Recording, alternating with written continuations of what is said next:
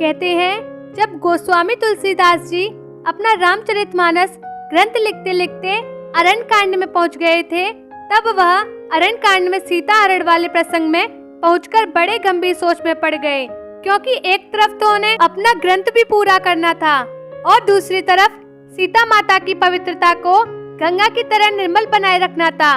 अब वे अजीबोगरीब अनेकों प्रकार के विचारों के जाल में उलझ गए। तब आपको जानकर आश्चर्य होगा कि उस समय गोस्वामी तुलसीदास जी ने विज्ञान का सहारा लिया। कहते हैं कि उन्होंने विज्ञान से जुड़ी कई तमाम पुस्तकों के पन्नों को पलट डाला। मानस मर्मज्ञ काव्य नंदन कहती हैं कि उन्होंने विज्ञान का विस्तार से अध्ययन ही नहीं किया, बल्कि एक अनोखा शोध कार्य भी कर डाला।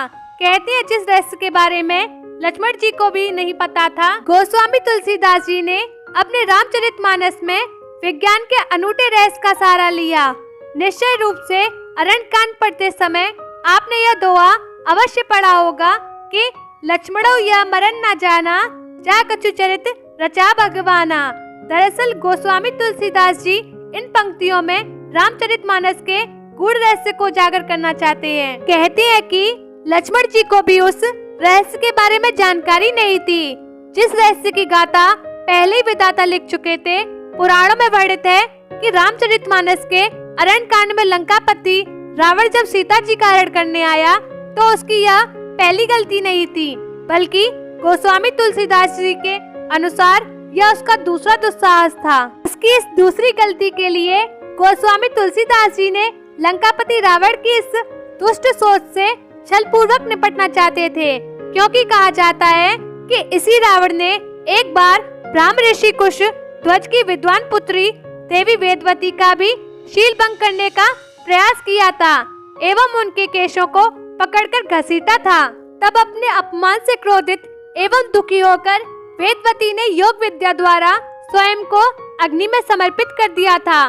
कहते हैं कि स्वयं को अग्नि में समर्पित करते करते वेदवती ने संकल्प ले लिया था कि वह एक न एक दिन इस दुष्ट रावण से उसके इस दुस्साहस का प्रतिशोध अवश्य लेंगी।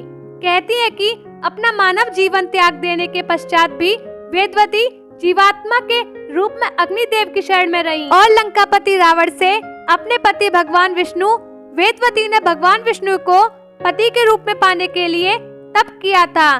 तब वे उन्हें मनी मन अपना पति मान चुकी थी।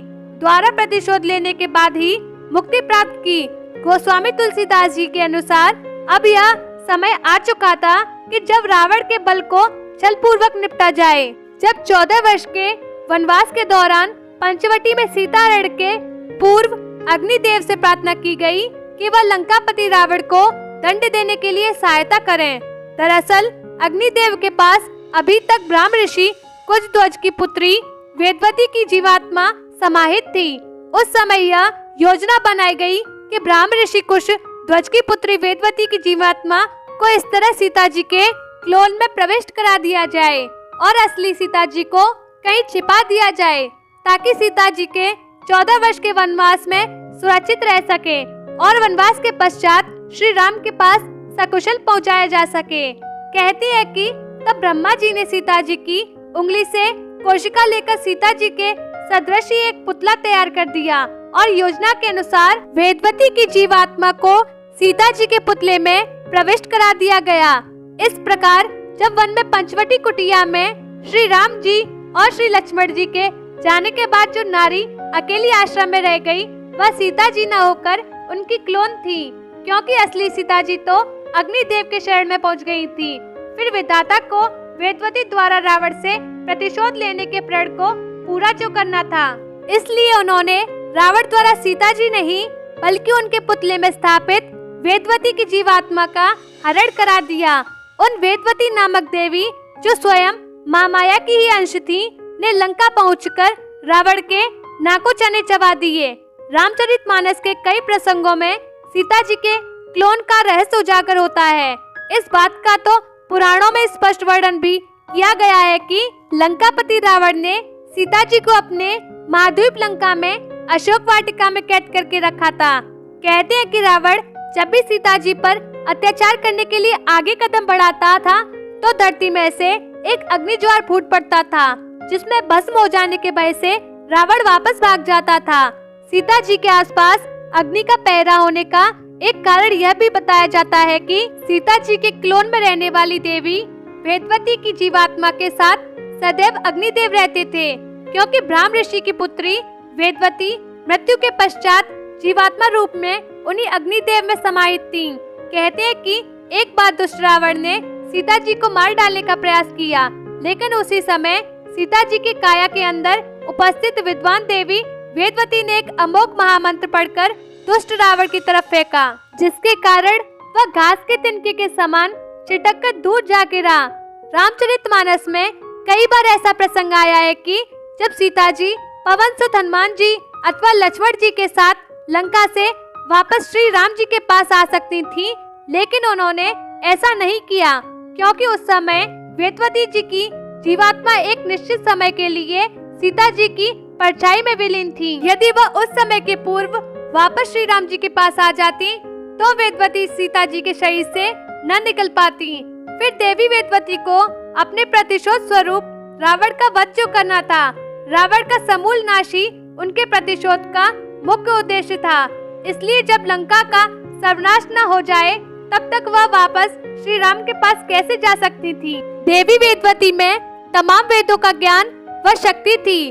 वह चाहती तो स्वयं भी रावण का संहार कर सकती थी, क्योंकि लंकापति रावण द्वारा वेदवती को अपमानित किए जाने के बाद से ही वह प्रतिशोध की अग्नि में तप रही थी। लेकिन इस बारे में अग्निदेव जी ने देवी वेदवती से प्रार्थना की थी कि लंका पहुंचकर वह ऐसा कोई कार्य न करें कि जिससे सीता जी की परछाई का भेद खुल जाए। फिर देवी वेदवती भी भगवान श्री राम के कर कमलों के द्वारा ही रावण को उसके कुकर्मों का प्रतिफल दिलाना चाहती थी। कदाचित विधाता ने ऐसा ही रचा था और देवी वेदवती भी यह बात जानती थी। इसलिए तमाम शक्तियों से परिपूर्ण होने के बावजूद भी देवी वेदवती ने लंका में अपनी सीमितता बनाए रखी और रावण को मारे जाने तक मूक दर्शक बनी रही। क्लोन क्या है? विज्ञान की भाषा में कहे तो क्लोन वैज्ञानिक पद्धति द्वारा किसी जीवित कोशिका से तैयार की गई उसके जैसी ही एक प्रतिछाया है, जिसका रंग, रूप, बनावट असली यानी वास्तविक होने का आभास कराता है। यह क्लोन पशु, पक्षी, पेड़ पौधे, मनुष्य आदि किसी का भी हो सकता है, क्योंकि वह प्रतिबिंब है जिसका चेहरा, बनावट आदि वास्तविकता का आभास कराती है। कहते हैं कि देश विदेश के कुछ प्राचीन रहस्यमय युद्ध में क्लोन का उपयोग किया गया। दुश्मनों को झांसा देने के लिए युद्ध भूमि में राजा का क्लोन खड़ा कर दिया जाता था। दुश्मन की सेना उस क्लोन को असली राजा समझकर उलझी रहती थी। तब तक राजा को अपनी सेना को सुदृढ़ करने का समय मिल जाता था।